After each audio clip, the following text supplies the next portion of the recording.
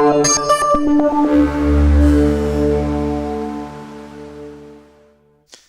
the intention, my name is Christian Hansen and I work here at VINNOVA and I'm what they call the national contact point for the JRC. The national contact points at VINNOVA are mainly connected to the different funding systems, funding programs of the framework program, FP7 now and the Horizon 2020 in the future. But also there are also national contact points for non-funding functions in the framework program or in the European research system, from which one the JRC is one. But in the intention in the program, as you might have seen in the early versions, was also to have a researcher, a grant holder, doctoral student or a postdoc student here today, but it wasn't, unfortunately it wasn't possible. But since I do myself have some experience from working at the JRC, I was asked to give a little bit of my experience as well. So it will be more about that than about the national contact point function, because it's actually not too much to be said about that when it comes to the JRC. So what I'm going to tell you is just some examples of projects that I was involved in, and my professional experience and my personal experience, so to say, in general, how it's like to work at the JRC. And some Ispra advertisement, because I was at this Ispra facility in Italy, and I can just promote it a little bit. So my experience is this, that I was there during 2 periods, with a few years in between. My first period was at an institute that doesn't exist anymore, Space Applications Institute. And this also comes back to my background, which is in remote sensing and GIS, Geographic Information Systems. So before going to the JRC, I was working at the Swedish Environmental Research Institute, is it? IVL. It was called differently at that time. So I was a researcher, but I was not a researcher. I was not a PhD student or connected to a university, but I'm still working at the research institute. And that's also why that's not why, but at the JRC, both times I was working as something called auxiliary agent, which that contract type doesn't really exist anymore, because it was a temporary full employment contract. And when I say that it's not a researcher position, it's just that it's not connected to a university like the grant holders that we've been told about, that have a link to the academic word. So it's still a scientific position, but not as a academic researcher, you can say. The second period I worked for 2 other institutes. My experience is actually from 3 institutes, which is maybe a bit well, it's good for the experience to share. My first period, I'm going through this more in detail, so I think I skip this. The Space Application Institute was a little bit to promote the use of satellite imagery and geographic information, digital geographic information, at a time when it was really booming, so to say, the use of it, to spread it into areas where it wasn't used before. And we were asked, I was actually recruited to the JRC to work on forestry, but about 1 week after arriving, I was asked to join another action, another project, which was to make what you call it, a demonstration of how to use different kind of geographic or non-geographic data in a database for humanitarian aid and reconstruction of Kosovo after the Kosovo crisis in 1999. So it was very much to build up a database consisting of both geographic features like satellite imagery, maps, but also photographs and documents related to different geographical areas in Kosovo. And that was the intention, was to provide decision makers, the humanitarian aid community, the UN or the European Union staff working in that field, and the general public with precious information. So it was a very, these are old pictures now. So it was long before we had things like the mobile phones where you have GPS, cameras, and everything. So here you had to combine it in a more complex way. But the idea was there, and it's very easy to convert it to today's technology. And part of it, you can say, is now included in this European Crisis Management Laboratory that was mentioned before. So I'm a little bit proud that part of that is actually a result from what we did already back in 1999. I mentioned forestry, and that was also because of my background at EVL, the Swedish Research Institute. And the second time I was there, I started with a forestry project to map the forest all over Europe in a harmonized way. And that is easier that you might find if you're not in the field, because then you know the challenges to do that. Different kind of forests, different kind of, well, first of all, you have the satellite imagery that you're analyzing, and those have different conditions and so on, so you cannot normally just classify different imagery with the same methods exactly. You have to do it uniquely for different images and so on. So there was a challenge and really application development, how to do this in a harmonized way.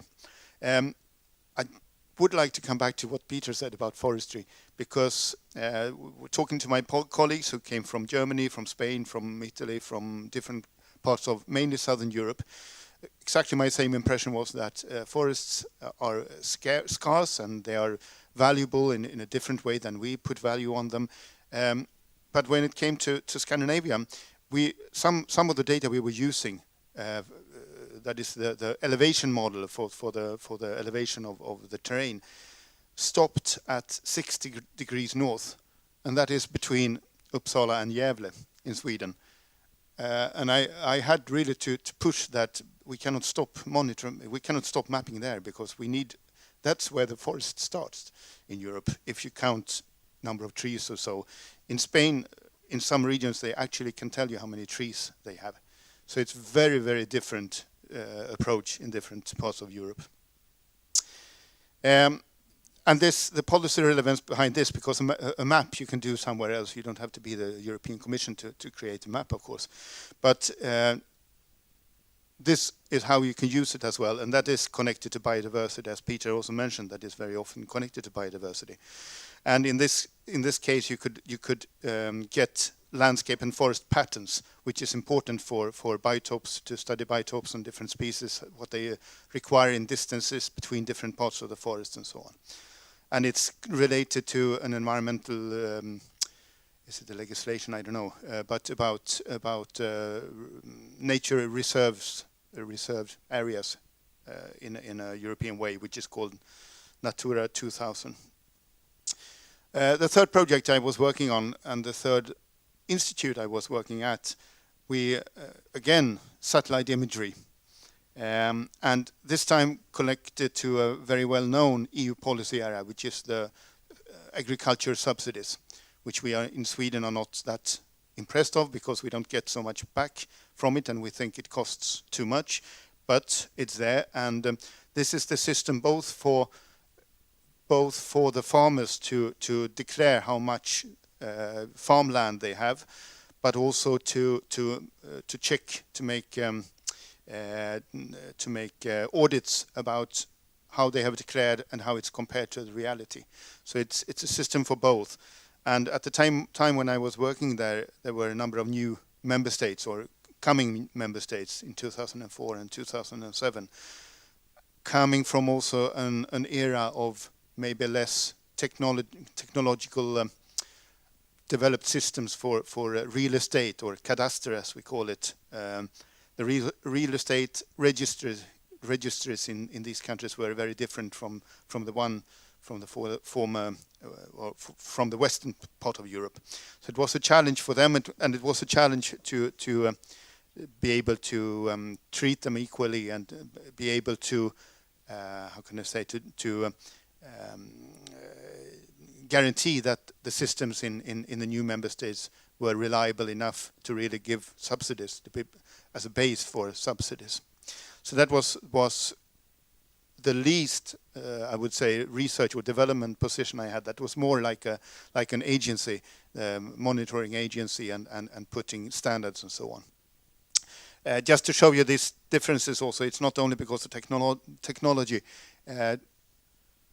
Each of these parsers that you see in the two images has to be defined individually to get to define the right area of farming areas. And in Romania, you see you don't even see in the back, I think, how fine these farming fields are compared to part of eastern part of Germany, which are, and these images are taken from the same height. It's satellite imagery taken from the same altitude. So it's quite a challenge to get them into the same reliable system that we can use as a base for subsidies for the taxpayers' money. Okay, so that was just again to show you a little bit about typical projects that goes on in the JRC. My work experience, well, we have said it, we heard it before from the previous speakers as well. I was all these projects I was based in Ispra in northern Italy, and it is a very exciting campus. Sorry, just have to adjust. So it's very exciting. It's, I would say, without saying too much, as a researcher, you find maybe that it's less limited resources, because if the JRC has a budget for a project, the budget is there, and you can even develop the budget, so to say, and prioritize in different ways. The researchers working at the JRC does not have to put applications to different science councils and so on. The money is there, and it's very good, I would say. And maybe for researchers at universities and so on, it's a bit rare situation. The international environment we already mentioned. I think I met people from all countries except for Luxembourg, which I didn't have any colleagues from. And that's at that time it was 25 countries. So it's very, very interesting to work in such an environment, even if the research community as a whole is very international, but working with 25 different nationalities is something else. Multidiscipline environment, and we heard before today that it will be even more clear with the horizontal activities, and I think that's very good to really use or make use of that multidiscipline environment and knowledge. Close to political reality, Milena just mentioned this, that you can really see how your research results end up contributing to European legislation, and that is, if you find that interesting, then JRC is a very interesting place to work at. I just mentioned language studies supported, because if you go to Ispra, you have during working hours you can actually attend Italian courses, because it's important when you live there, but also that you can see it well, it's a good it's benefit your development, so to say. And then there is a good side of it as well. Social clubs for leisure activities. There are, whatever sport you're into or cultural things and so on, there are things for you, I can promise you. And that is not only, of course, my example is from Ispra, but there are similar things in other places. The challenges, and this is not to tell you that there are problems as well. There might be problems, of course, but I know also some researchers who have been to working at the JRC were a bit disappointed because it was not what they wanted to. I would say if you're a real academic researcher, basic research, you want to do your research, you don't care so much about what's happening around, you could consider, you should be careful before applying to the Joint Research Centre. I'm not excluding that it's possible, of course, but because it's not an academic institution, your boss is not a professor, your boss is a head of unit who has he has a scientific knowledge and so on, but he's not working as a professor. It's not free research, we mentioned that before. Someone tells you what to study, so you cannot just propose things. Although within your project you can discuss in what direction and so on to go.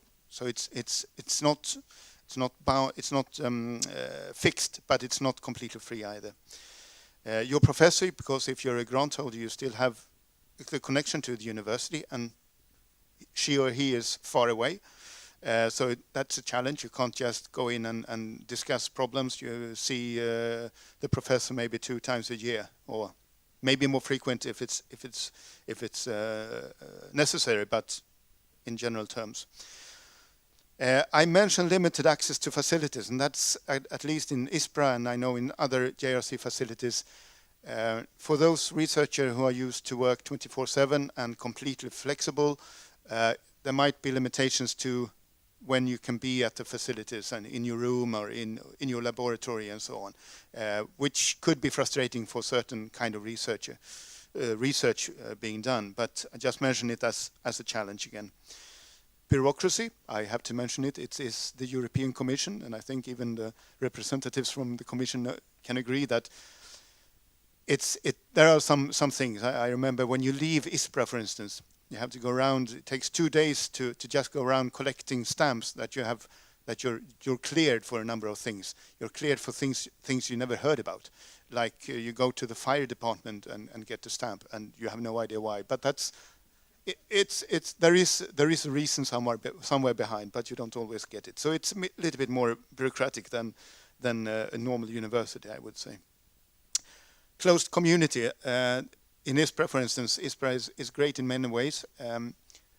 The only disadvantage, I would say, is that it's on the countryside, and that you don't just walk out from work and you have a million things to do.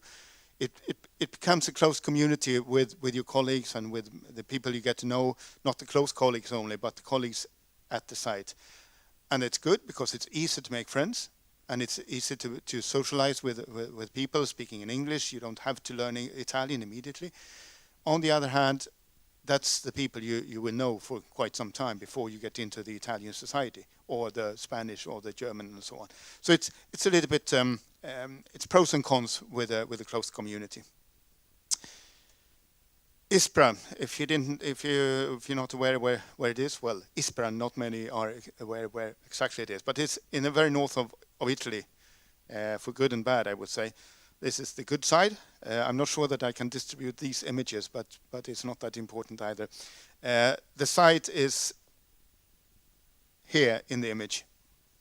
This is actually a former nuclear reactor that they used to do experiments in. Then there is the village in the background, the Lago Maggiore in between, and then in the far end there is Monte Rosa, which is the second highest mountain in the Alps, which leads to this picture, where, just to promote this site a bit, I spent 3 years there, and as Peter as well, I don't regret it one day that I went there. This is now for Italy, but of course you can convert and make other pictures for other countries or other places. You have the food. I mean, it's excellent to change your environment, even if some of you already have done it, but it's nice to go to a new place. You're about 1 hour away from skiing facilities of high quality. There's skiing courses in the ski club and so on. You can live with a terrace with a view. You can take the bus with a culture club to La Scala in Milano. You can go shopping in Milano at the Galleria, and you can go to the Barolo district in southern Piemonte within 1.5 hours maybe to get some nice wine. So altogether, I mean, this is not about research, but it's very important to have a nice environment, especially when you relocate and you have to get into a new society and so on. So I can just highly recommend to do as Peter said, not to walk into your institution for the rest of your life, but to see something else. Okay, so that was about the promotion of Ispra and awareness of some challenges. Support from the NCP. Well, I mentioned it's not that straightforward as because we cannot inform you about how much money will be available or how to apply for money from the JRC. No, it's not. We can provide general information about what the JRC is about. We have a website which could be more and more often updated, but you find the important thing, you find the link straight to the website with the positions that Milena mentioned. And you find there is a newsletter from the JRC which you also find a link to from our website.